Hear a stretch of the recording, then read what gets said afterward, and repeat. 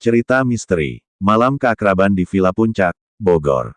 Cerita ini terjadi pada diri GW sendiri dan anak-anak kelas GW dulu saat masih kuliah di salah satu politeknik di daerah Bogor, Jawa Barat. Tepatnya di bulan Oktober tahun 2017 silam. Saat itu selama 2 hari GW dan yang lain ikut acara malam keakraban atau makrab kelas di salah satu villa di daerah Puncak. Sebuah villa yang tidak terlalu besar secara bangunan villanya, namun memiliki halaman dan taman yang sangat luas mengelilingi bangunan utamanya. Struktur tanah di villa ini agak naik turun, untuk posisi villa sendiri berada agak tinggi dari tanah landai yang jadi lapangan. Ada tangga untuk sampai ke bangunan villa itu. Lapangan ini ditumbuhi rumput-rumput hijau yang sudah rapi. Dari bagian depan pintu menyambung ke belakang, di bagian belakang terdapat semacam 4 wisma, atau villa-villa kecil kosong. Mungkin villa ini sebenarnya diperuntukkan untuk acara besar, di mana villa tengah yang kami tempati sebagai tempat panitia, kemudian 4 wisma di belakang itu sebagai tempat anggota acara. Namun karena jumlah kami hanya ber-57 orang, kami hanya ditempatkan di satu villa utama di tengah. Bangunan villa utama ini sendiri terbagi jadi 2. Bagian bawah dan atas yang sebenarnya menyambung tapi hanya ada satu akses jalan melalui tangga luar. Tidak ada tangga penghubung keduanya dari dalam, di acara itu GW bertindak sebagai ketuplak. Saat survei tempat kebetulan GW gak ikut dan menyerahkannya ke koordinator acara, transport, dan logistik saat itu. Jadi saat kita pertama kali ke sana, itu juga jadi kali pertama GW ngeliat villa itu, kesan pertama GW saat sampai di lokasi ini adalah suram. Entah kenapa GW gak menemukan kenyamanan bahkan di dalam area dengan pemandangan bagus dan taman luas ini. Bahkan saat memarkirkan motor fokus penglihatan GW langsung tertuju pada jejeran wisma di belakang yang kosong. GW bersama yang lain pun masuk ke dalam villa, panitia mendapat bagian tidur di kamar tengah yang terhubung ke dapur. Ada 2 kamar di sini utek panitia Ko dan C. Sedangkan peserta cowok di kamar depan, dan peserta cewek di kamar atas bangunan yang GW bilang kayak kepisah tadi. Bentuk villa ini seperti bangunan tua klasik. Hal ini diperkuat dengan TV jadul dan lampu tengah yang bergaya kuno yang ada di tengah-tengah ruangan. Selain itu ada kamar mandi, dapur, dan satu kamar yang terkunci di ruang tengah, samping TV tadi. Di luar, ada taman dengan ayunan, lapangan rumput, jungkat-jungkit, dan lapangan basket 3-on-3 serta kolam renang yang berada di samping sejejeran wisma kosong tadi. Dari teras villa, kita bisa lihat lapangan luas yang mengelilingi villa ini. Dan dari dalam ruang tengah, kita bisa ngelihat ke kolam berenang dan lapangan di belakang dekat villa-villa kecil. Bisa kebayang gimana bagusnya villa ini kan? Dan kita deal harga gak terlalu mahal. GW coba menikmati suasana di sini. Namun gagal. Beberapa spot memiliki aura yang aneh. Spot yang membuat GW gak nyaman untuk berada atau sekedar melihat ke lokasi itu. Di antaranya adalah taman, kolam renang, lantai 2, meja makan ruang tengah, dan wisma kosong di belakang. Sebornya kalau kita keluar dari gerbang villa yang ada di sudut lapangan, begitu keluar langsung ketemu pemukiman penduduk. Tapi suasana villa ini cenderung terasa memisah. Entah memang keren dipisahkan oleh lapangan tadi sehingga hiruk-pikuk ork-ork sekitar villa itu gak sampai ke dalam. Mungkin kalian pikir rasa itu muncul karena suasana sepi atau karena bangunan yang udah rapuh. Enggak sama sekali. Bangunan ini cukup terawat dan bersih. Bahkan rumputnya pun dipotong dan kolam berenangnya bersih. Namun entah dari mana datangnya perasaan gelisah itu, acara pun dimulai dari jam 10 pagi, diisi degen games, makan-makan dan serentetan kegiatan lainnya. Walaupun masih siang, perasaan gelisah itu tetap ada walaupun di tengah keriuhan acara dan banyaknya teman-teman GW yang ikut kegiatan itu.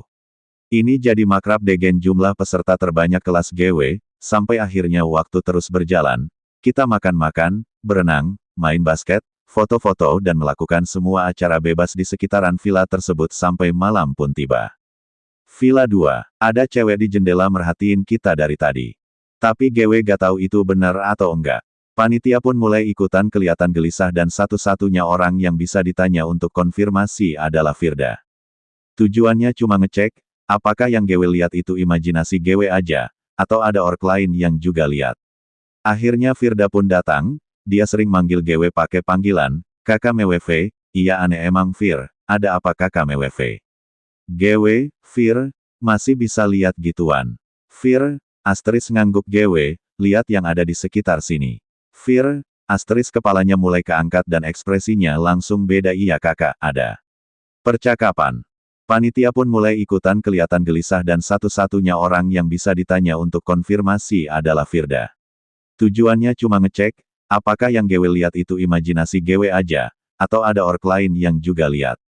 Akhirnya Firda pun datang, dia sering manggil Gewe pakai panggilan, Kakak Meweve. Iya aneh emang Fir, ada apa Kakak Meweve? Gewe, Fir, masih bisa lihat gituan. Fir, asterisk ngangguk Gewe, lihat yang ada di sekitar sini. Fir, asterisk kepalanya mulai keangkat dan ekspresinya langsung beda. Iya kakak, ada. Gewe, di Villa 2. Fir, iya. Gewe, jendela. Fir, iya kakak di sana dia ngintip Gewe, cewek. Fir, iya gak mau bahas dia ah. Iya dia di sana. Udah jangan diomongin lalu Firda pun bergegas pergi. Tapi Gewe masih belum percaya. Kok bisa sama? Lalu Gewe kejar Firda dan tanya lagi, kali ini yang berada di celah antara Wisma 1 dan 2. Dan kalian tahu dia bilang apa? Iya, di sana ada juga. Aneh, tangannya panjang kayak apa teh? Laba-laba yang ngerayap. Jawab Gewe cepat. Nah iya, aneh gitu di dinding. Boom, otak Gewe gak bisa nerima ini. Udah dua sosok dan persis. Lalu Gewe tanya Firda lagi, kalau yang lu lihat, mana di antara mereka yang bahaya? Yang di jendela, dari tadi dia ngawasin kita. Kayak mau keluar dari Wisma, cuma nunggu waktu aja. Serem ih, kata Firda, oke. Jurit malam harus batal, kata Gewe. Gewe gak mau ada kejadian macam-macam tengah malam nanti. Terlebih, rute jurit malam rencananya adalah melalui bagian belakang villa-villa kecil ini. Gewe pun mulai berdiskusi dengan panitia yang lain di dalam ruang tengah. Selama diskusi itu mata Gewe gak berhenti nangkep sosok aneh. Mulai dari sosok bungkuk di pagar, cewek di sudut kolam berenang, sampai perempuan di atas atap. Dan tiba-tiba aja, ada laporan Firda muntah-muntah. Beberapa panitia turun tangan membantu Firda, namun gak lama, tiba-tiba dia pingsan. Firda pun dibawa ke kamar panitia cewek. Gue ikut serta masuk dan teng. Begitu Gewe masuk, Gewe ngerasain ada satu sosok lagi di sini. Entah itu apa, posisinya di dinding. Namun bentuknya, asimetris. Gak lama, Firda tiba-tiba kejang dan seluruh badannya mengeras, tangannya mengepal kamu dan gak bisa dibuka. Sontak kami langsung memegangi badannya dan mulai mencoba meruqyah teman kami ini. Selama Firda drop, bayang-bayang seseorang muncul lagi selain makhluk asimetris yang Gewe deskripsikan di awal, tapi entah kenapa dia gak begitu terlihat tapi dia ada di sisi ranjang yang Firda tidurin. Tante penghuni rumah sebelah. Oke, jadi langsung aja ya, aku kan kuliah dan tinggal bareng temen di rumah temen aku yang udah lama kosong. Jadi kami itu berteman 4 orang, tapi yang satunya gak tinggal bareng kami. Nah di samping rumah kami tuh awalnya ada tetangga, tapi gak tahu kapan pindahnya siap liburan udah kosong aja kiri kanan. Papa aku orang yang kebetulan juga bisa lihat hal semacam gaib gitu. Sebelumnya aku sama teman aku ini sebut aja M tinggal berdua sebelum si L tinggal bareng kami. Dan aku sempat sakit seminggu dan dia benar-benar sendirian di rumah di mana rumah itu dah kami tinggal liburan 3 bulan. Dan dia sempat diganggu Mbak Kunti selama 2 hari 1 malam, terus udah diusir, karena emang katanya si Mbak Kunti lagi nyari tempat buat menetap, karena abis diusir. Dan setelah sembuh aku balik lagi ke rumah dan keadaan rumah aman, dan kami berdua juga santai gak merasa ada yang ganggu dong, sampai 1 malam, si M pulang larut, namanya anak aktivis, sibuk. Nah aku tidur di kamar dan dia milih tidur di ruang tamu. Aku tuh tipe orang yang suka silent notif, biar gak ribut aja gitu. Nah dia kan gak bisa tidur, di jam 4 subuh dia dengar suara HP aku bunyi, jelas banget suaranya dari kamar kata dia, karena tipe HP aku sama dia itu beda. Jadi suara yang dia dengar emang suara nada panggilan tipe HP aku yang pada umumnya orang gunain. Dan aku kan gak tutup rapat pintu kamar tuh tidurnya, jadi dia masih bisa lihat gerak-gerik aku dari luar, dia bilang, begitu kaki aku gerak suaranya langsung mati. Dia poting dong mikirnya aku angkat teleponnya makanya mati. Paginya dia nanya siapa yang nelpon aku di jam segitu, aku kaget lah, aku aja tidur pules. Terus aku lihatin deh notif panggilan masuk dari log panggilan sama dari WA juga, emang beneran gak ada. Oke kami coba poting aja, santai gak terlalu mikirin. Sampai gak berapa lama teman kami si L akhirnya tinggal bareng kami. Dan mulai deh makin sering bermunculan gangguan. Padahal udah makin rame ya, dasar setannya usil Vi lagi. Kalau Jumat Sabtu gitu teman kami yang satu lagi sebut aja C kadang nginep di rumah juga. Lanjut, nah awal diganggu lagi nih pas bertiga, 1. Maghrib itu, aku sama si M selesai salat, si L enggak, karena emang maklum cewek kan. Kami baringan bertiga depan TV tapi suaranya hening, pada fokus ke HP masing-masing, tiba-tiba kami dengar ada yang ngetok-ngetok pintu belakang tapi cuma 3X doang. Kami langsung terdiam lihat-lihatan bertiga, terus si L bilang, kalau 3X tuh gak wajar gak sih? Titik. Oke kami mencoba poting lagi 2, malamnya, kami jelas banget ngedengar suara orang melangkah tapi diseret gitu, srek-srek. Tapi cuma 2 langkah kami langsung ngejar ke depan lihat ternyata gak ada siapa-siapa. Lanjut, 3. Kami emang suka tidur di atas jam 10 sih, jadi lagi hening asik main HP, denger suara kerikil kecil gitu dilempar. Ya poting lagi, mungkin orang iseng. 4. Besok malamnya, ponakan si M tidur di rumah kan, jadi dia udah tidur duluan. Kami bertiga masih bangun, TB-TB ada yang gedor pintu depan 3X lagi. Dan kami bertiga jelas banget ngedengar, kami intip dari jendela gak ada orang. Mau keluar takut juga kan entar maling lagi. Oke kami diam, gak selesai di situ, malamnya lagi tengah malam ada yang lempar kerikil. Tapi kalau kerikil kecil dilempar tuh pantulannya gak cuma 2X lah ya kan. Sorenya pulang kuliah, jadwal kami gak sama susah ketemu walau serumah kecuali sore sampai malam kami mulai deh bahas soal kejadian beberapa hari ini. Kami rasa aneh, yang ngetuk pintu belakang. Itu tuh gak mungkin manusia usil, rumah kami dengan tetangga sebelah itu jaraknya agak jauh dan semaknya pada tinggi-tinggi. Ya kali mau iseng doang mereka rela lewatin tuh semak tinggi, gak mungkin manusia kan. Oke bahasan cukup sampai di situ. 5. Hari besoknya, maghrib lewat sedikit si M keluar sendiri. Di rumah tinggal aku sama si L nah kami lagi-lagi hening asik main HP tiba-tiba dari dinding sebelah rumah kosong yang kiri tuh ada yang ngetok lagi tapi cuma 2X. Dan itu kami awal nih diam, terus langsung nelpon si M. Dia pulang, kami bahas lagi deh, rumah sebelah kanan jaraknya jauh tapi semak. Nah kalau sebelah kiri nih deket banget mungkin jarak 5 atau 10 jengkal jari deh dan dah lama gak dihuni jadi semak. Dan akses ke belakang tuh benar gak ada karena rumah kosong kiri ini nih dempet ke pagar rumah sebelah kirinya dan antara room kosong sama rumah kami ditutup seng. Yang gak mungkin banget orang bisa masuk ke belakang terus iseng gedor-gedor dinding dong. Nah temen aku si C jadi dia sempat di rumah si M ini lagi sendiri, terus si C mandi, nah dia ngedengar langkah ngerasa kayak ada orang yang mau masuk, padahal pintu dia kunci dari dalam. Dia buru-buru mandi dong pas dilihat gak ada siapa-siapa, padahal dia dengar jelas kalau ada orang yang mau masuk, gak mungkin kalau emang orang yang mau masuk bisa tahu kalau si C ke depan ngintipin ada orang apa enggaknya.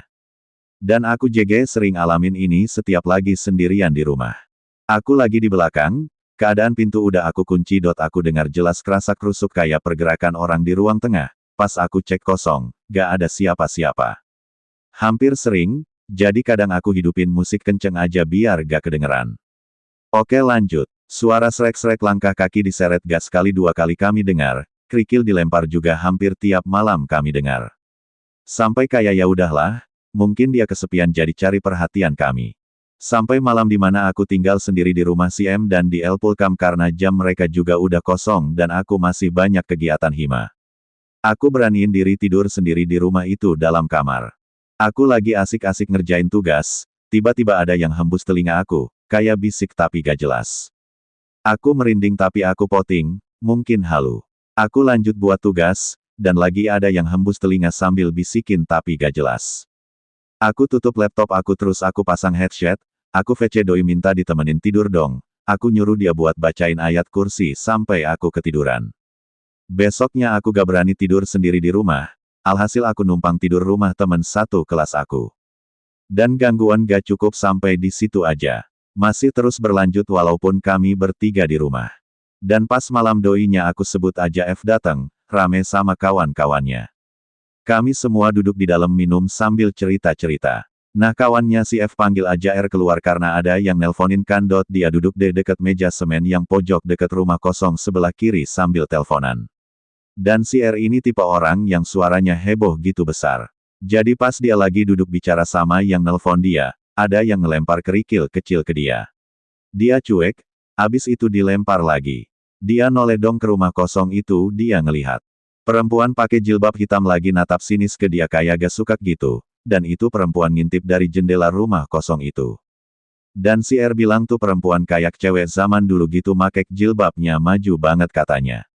Oh iya teman-teman si F pada gak tahu kalau rumah sebelah itu kosong, dan kebetulan di sebelah rumah kosong yang kiri orangnya lagi pergi jadi lampunya dimatiin.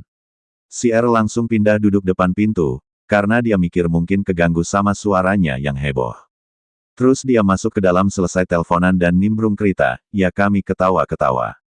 Heboh banget, sampai si R nanya, kita terlalu berisik entar orang sebelah marah lagi sebelah mana?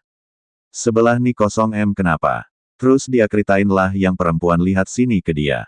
Aku kaget dong langsung merinding lah. Aku BLG juga kalau rumah sebelah kiri kosong dan sebelahnya lagi orangnya pergi. Si R ngiranya emang mereka sengaja matiin lampu karena udah mau tidur malam. Gak masuk akal juga kan matikan lampu dari maghrib, aneh JG si R ngiranya masa gak kepikir kalau itu setan. Aku merinding banget pas dia jelasin ciri-cirinya si hantu. Yang si R ngiranya perempuan sebelah rumah marah karena dia berisik. Dan saat si R tahu room itu kosong, dia nyeritain dengan bulunya yang berdiri semua karena merinding.